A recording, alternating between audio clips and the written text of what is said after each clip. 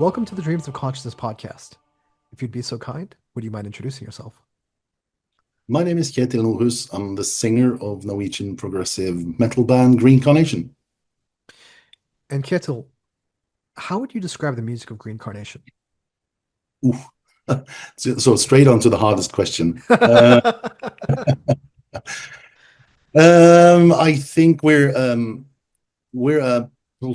we're a band within like the progressive metal genre, I guess. But I don't think we're just progressive metal.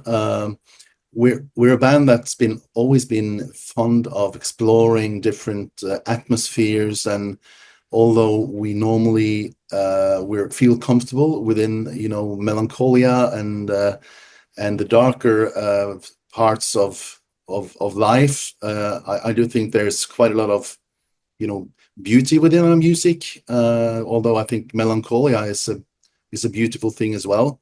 Um, we're a progressive metal band that doesn't really focus too much on fast playing or technique, more on moods and atmospheres, and therefore I think that we can be a band that could be listened to by people not really interested in progressive metal normally. I think we're a melodic band, focusing on moods. Yeah.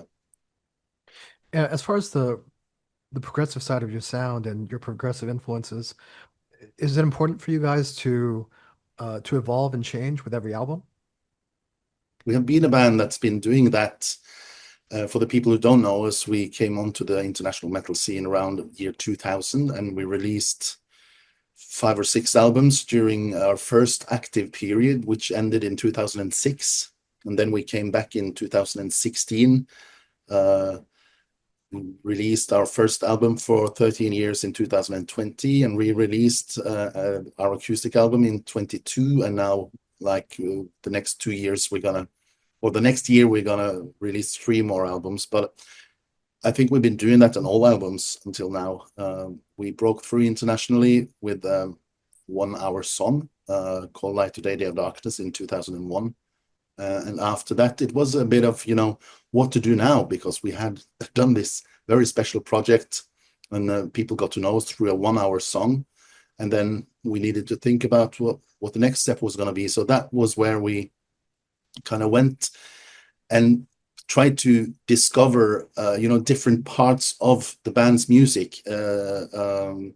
You could say maybe even different genres, or so the next album was more a progressive rock album, and then we developed from there. In 2005 or 6, we released an all acoustic album called The Acoustic Verses. But then again, I do think that like the people who know our sound would recognize the band quite fast, uh, no matter which album, because I do think we have a DNA in the band that's kind of, it just sounds like us. And I think that's kind of a strength. It's the same people playing music. It's basically the same people who's written the music. So of course it would sound like it's the same band, no matter what kind of direction we've been leaning. As far as the different influences that you guys have, would you say that you personally draw a lot of inspiration from classic heavy metal vocalists? I think my two favorite vocalists would be Tom Waits and Mike Patton, Oh, which wow. Okay. there aren't. Well, there are some similarities between them, but they are two completely different singers. So I'm just I've been given the voice I have, and I try to use it as best possible for the music we write. Of course, I've been listening to a lot of hard rock and metal from the 70s, 80s, and 90s. I'm a child of I'm born in 75, so I also experienced the grunge era, which I was kind of quite into, at least. So I don't think too much actively about being inspired by any other singers. I'm inspired by, of course, Tom Waits' ability to tell a story. I think that's like an inspiration. Although I'm not trying to sound like Tom Waits, which would be be stupid, maybe not fitting our music at all. And also, of course, Mike Patton's ability to do everything he wants to do with his voice is, of course, a kind of an inspiration in order to try out some new stuff with my voice as well. Being 50 years old, that's not normally when you learn new things, but you could be inspired by trying, and sometimes it's going to work. You gave a good overview of the band's history. Can you tell me a little bit about how you personally became involved with the band? Yeah. It was actually right before Green Carnation was doing the Light of Day, Day of Darkness recording in, it must have been in like either 99 or early 2000s or early 2000. I got a telephone from Chort, which I only heard about before because he was kind of a legendary guy in our area in Norway, having been, in the inner black metal circle in the early days together with Euronymous and those people, and had played bass on in Emperor and Satyricon and Einherjar, and so everybody kind of in the music environment in our hometown in Norway knew about him. I had only been, singing just for fun, together with, well, actually with Jonathan, who's the drummer today. We did some songs together, and we had a Faith No More cover band even back then. Me and Jonathan, so we go way back as well. But Jonathan didn't begin his career in Reincarnation before 2016. But of course, yeah, it's a small city, so everybody knows everybody almost. But yeah, so I was just asked if I wanted to join a band. There's a record contract there. We're going to do this ambitious project. He didn't tell me too much more than that. I think maybe I got some music on a CD or something with no vocals on. And I just said yes. And little did I know that it was going to be an album that was going to influence my life for the next 25 plus years. Little did I know that it's actually like a horribly ambitious project to do a 1 hour song just with one track. It's very little, it's not very commercially, well, it's not a wise commercial project, but that wasn't the point either. It was like when you watch a film, you don't start after 2/3 of the movie and then go back to the start and then see the end and then back to the start again. You need the entire thing in order to get it. But I didn't know anything about that when I accepted, and I would say luckily, because if I knew the level of ambition and how hard it would be to actually manage that, I think I would probably not have said yes. So luckily I didn't. Uh, I mean, obviously we're all glad that you did say yes. What was the hardest part of approaching that album, that specific album, and having to come up with vocals for this, not just the length, but it's almost like a classical piece where the repeating motifs, that come back throughout the album. I think the hardest thing was that I never done it before. I had no experience in, well, even if I had done, but I didn't, but even if I had done a couple of regular albums before that, this would still be completely new challenge for me as a singer.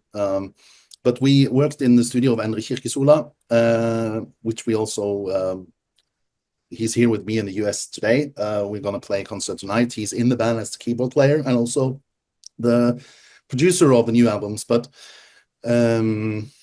what's the question again? I'm just curious about Yeah, in yeah. terms of Luckily, writing lyrics yeah, yeah.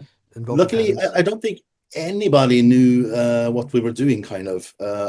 Well, nobody had done a 1 hour song before, so we just needed to try our best and to see where we ended up. There was a lot of work going on in the studio in order for the composition to end up like it did, but I wasn't involved too much with the actual writing of the music. But when it came to like vocal lines and lyrics was like made along the way by Chort. He had like bits and pieces, quite a lot, but maybe 50% or 40% of the lyrics, and the rest was made on the way when we sounded. We knew how things would sound. And also I worked quite closely with the producer Andre on the vocal lines, and also working with the lyrics in the studio, getting everything to fit and stuff. So maybe it was a good thing that it wasn't a regular song, because we didn't have any rules on what kind of vocal lines and melodies that was going to be, we were going to make, because this was just, everything was so different on this project. So maybe that was a good thing, because if we had needed to make like catchy choruses and stuff, that would be a totally different challenge again. So I think that we were honest with each other, that nobody's ever done this before. Let's just do our best. We were still like fairly young. So we didn't really know how hard it was, and maybe that was a good thing. What was the connection between Chort and In the Woods? Because a lot of that lineup for the first album were ex-members of Yeah. In the Woods. Yeah. Reincarnation existed before In the Woods. We existed since the 1990 or something, I think. Like the band name, and it was a bunch of kids doing death metal. Like I think they made one demo cassette. It was way before all the guys in the band today started in the band.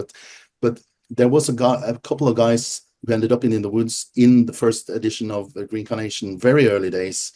And then when Chort quit to begin doing black metal with Black Emperor and Satyricon and Einherjar, they formed In the Woods. So which also did some demos in the 90s. And then when Reincarnation came back together, or Chort gave life again to Reincarnation for the very first album, it was natural for him to invite a couple of those guys into the studio to do the very first album. And then when he started to work with the idea that eventually became Light of Day, Day of Darkness, In the Woods already existed as a band, but they helped him out on the first album. But I think Chort felt that project needed some other musicians, and let In the Woods be In the Woods, and Reincarnation could become Reincarnation as we know today. So actually from Light of Day, Day of Darkness, and like if we see the lineup today, we're gonna do this gig today, we only have a different drummer from 2000 to 2025. The rest of the guys are the same. So that's kind of incredible, I think. Yeah. There's been some changes along the way. One guitarist has been out for a couple of years. Chort's been away for a little while. He's back in the band now, but now Henrik Kirkesola is back on keys. So we're basically kind of the same band today as in 2000.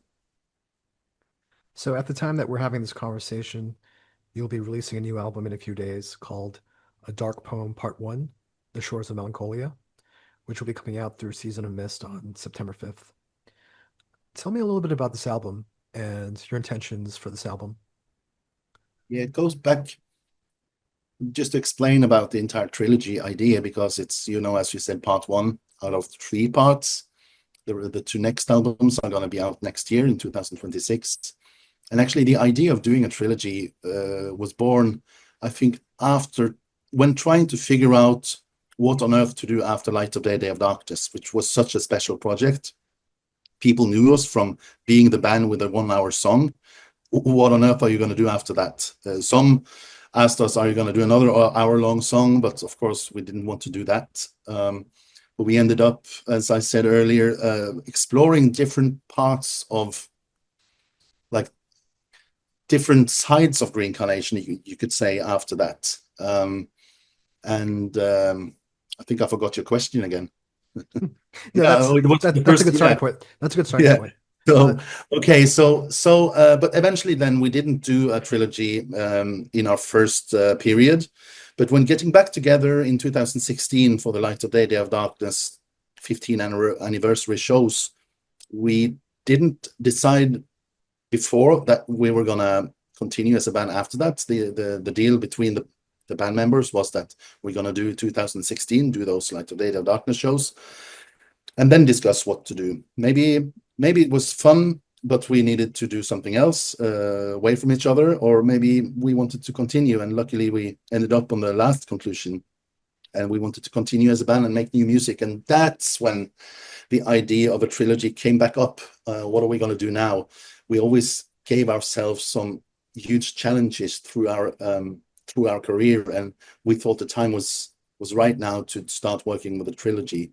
So we talked to different labels, and when talking to Season of Mist, they really wanted to do this together with us. So we signed a 5-album deal with them in 2017, giving ourselves time to compose the enormous amount of music that's on the 3 new albums.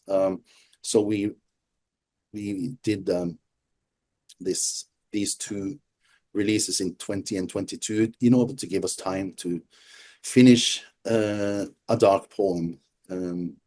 So we're here now after having composed and recorded for 7 years. So it's a special feeling that it's at last going to be not only for us, but for all the people who want to listen to it in just a few days. So it's really exciting times.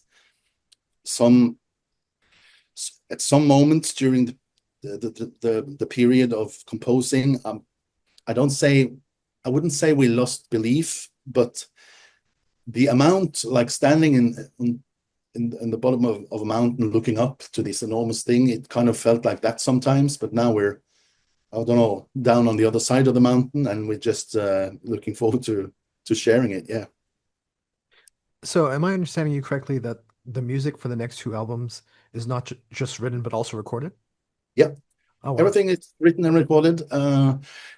So, and I think album 2 already is being mixed. And album 3 is going to be ready for that when album 2 is finished. So it's a really good situation to be in. I'm so happy that we did it like that, because now for us it's about rehearsing the songs, playing them live, sharing the music to people also through playing live through 2026 and 27.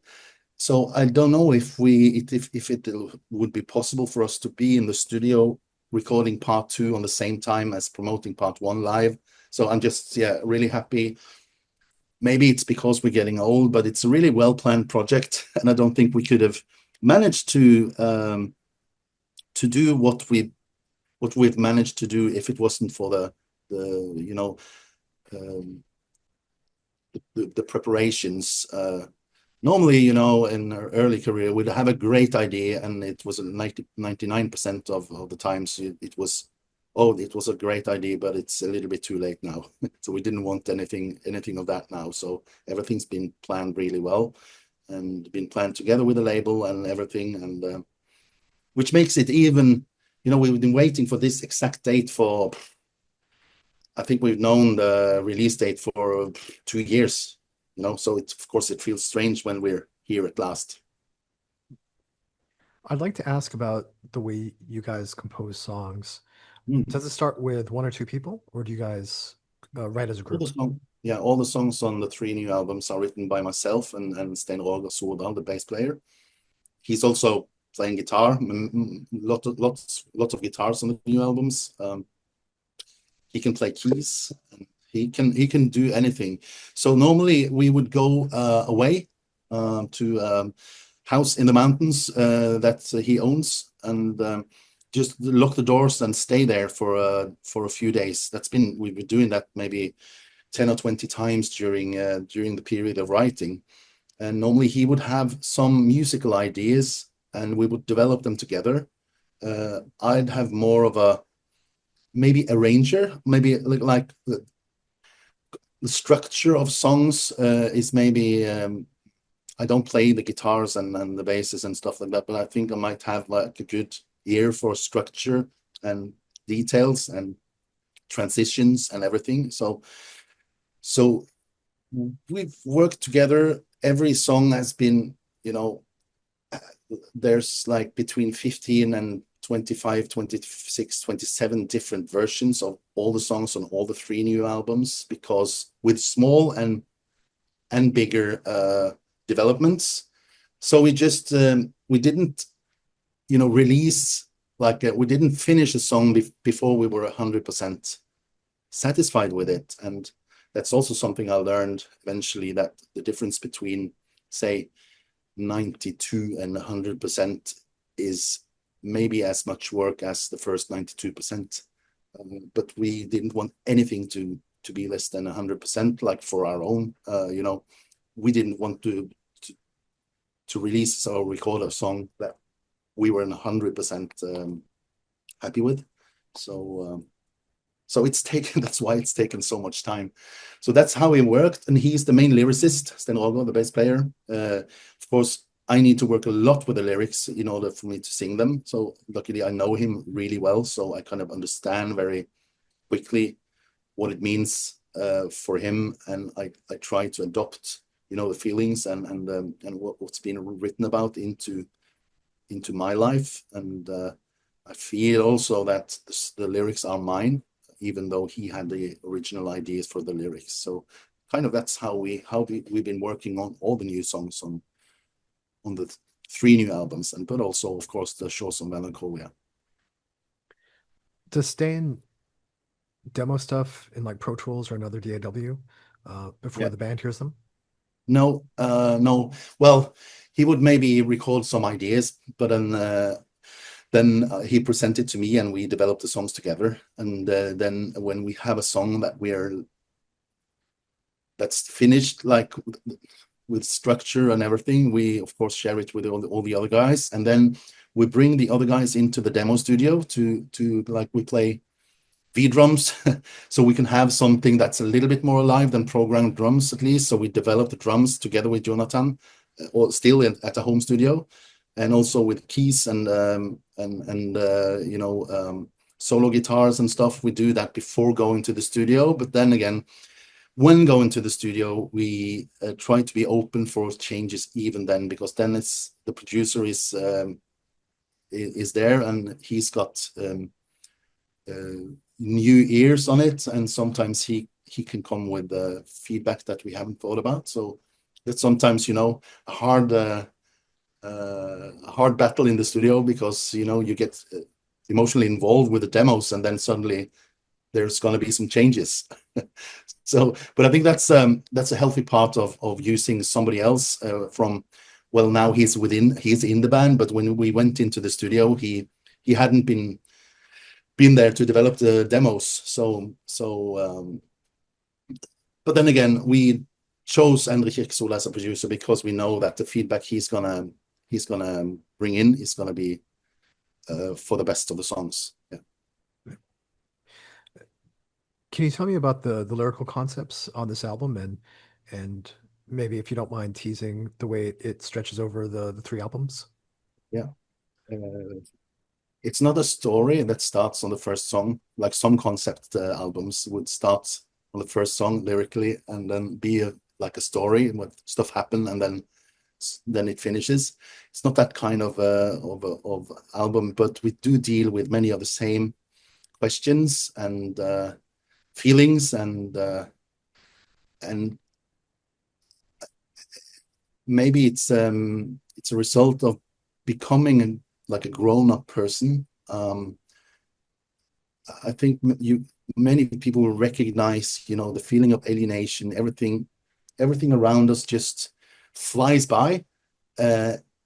You lose control over your own life because you're a part of something that's moving in an extreme like a direction, even when it comes to the AI revolution.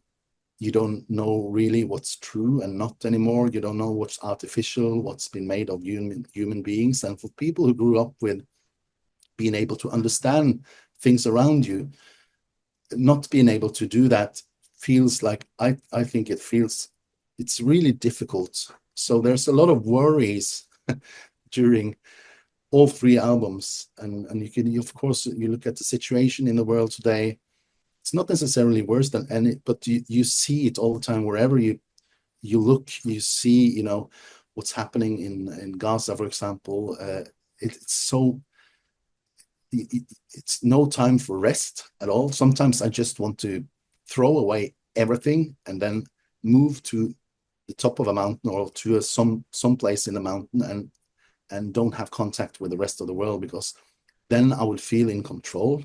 And I think many of the feelings we're discussing on 3 albums are the lack of control and how it makes you feel in your role in society, but also at home, with your children growing up. You cannot even control them anymore. They send them into a world that is really just total chaos. So I think we needed 3 albums in order to kind of enlighten those kinds of things in the lyrics. And maybe it's helped us a little bit with, processing some of the feelings that we have. But yeah, so that's in short what it's about. And I do think many people can relate to that. Well, at least I think so. So by the time people hear this episode or watch it on YouTube, A Dark Poem Part 1, The Shores of Melancholia, will be out through Season of Mist Records. Kjetil, please tell everyone how they can order the album. What's the best way to get it? Well, if you want to order it directly from the band, we have a Big Cartel page that's called Official Green Carnation on Big Cartel. And then we would have like exclusive signed stuff that you cannot find anywhere else, which is really nice. We have some exclusive shirt designs and stuff, but also, of course, in all the like on Bandcamp and through System of Mist, of course, you can order both in the US and in Europe. So it would be possible to get your hands on The Shores of Melancholia if you want to. We will continue working with a Big Cartel shop in order to have cool exclusive stuff. So if people want that, they can visit us there. But we're extremely happy for all kinds of support. Do you want to say anything about the 3 vinyl versions that Season of Mist created for this album? Oh, yeah. Again, it's like we're around 50 years old now. So, there's also a motivation for ourselves, very like a personal motivation for having cool stuff that you've done yourself. So when Season of Mist asked us if we wanted, marble colored vinyls and stuff, of course we wanted that, and we want to have it ourselves. And of course we have experienced that like people want those special, it's really, really nice vinyls. So I think it's just like a bonus for us that these things exist. Of course, you would be able to buy like a regular vinyl as well, which is also really, really nice. So yeah, it's just an extra motivation, I think. And if people want to follow Green Carnation online, what's the best way to get updates about the band? I would say, being almost 50 years old, we're more active on Facebook than on Instagram. So following Green Carnation from day to day, I think that like Green Carnation Norway on Facebook would be the best, but also Green Carnation on Instagram, you would be able to follow us quite well. Very cool. Thanks so much, Kjetil. Talk to me. Cheers. Thank you.